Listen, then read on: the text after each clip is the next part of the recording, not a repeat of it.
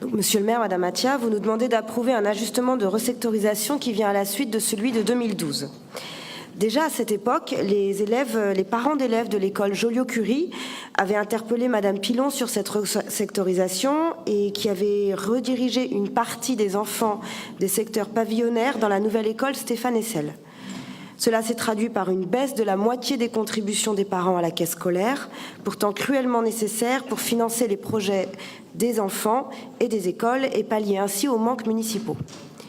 Les parents se sont mobilisés et ont travaillé depuis 2012 sur les rapports entre les enfants. Ils ont animé la vie de l'école en partenariat avec les instituteurs et le personnel communal. Et aujourd'hui, cela recommence. Vous redécoupez le secteur en enlevant de Joliot-Curie le reste des zones pavillonnaires. Ainsi, il ne restera que les enfants du Clos français et de l'Anou.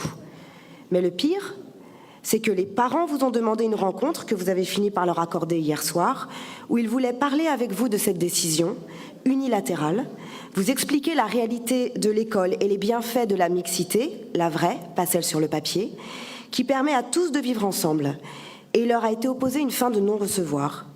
Ce n'était pas une concertation, mais c'était une information. Vous rendez-vous compte de ce que votre décision implique? Les familles sont inquiètes. Elles ont la sensation que leur travail est réduit à néant et que vous ne les entendez pas. Ils vous demandent juste de revenir sur cette décision le temps d'une réelle concertation, d'un travail de co-construction avec eux et non une annonce suivie de faits. C'est pourquoi nous nous abstiendrons sur cette délibération. Merci beaucoup.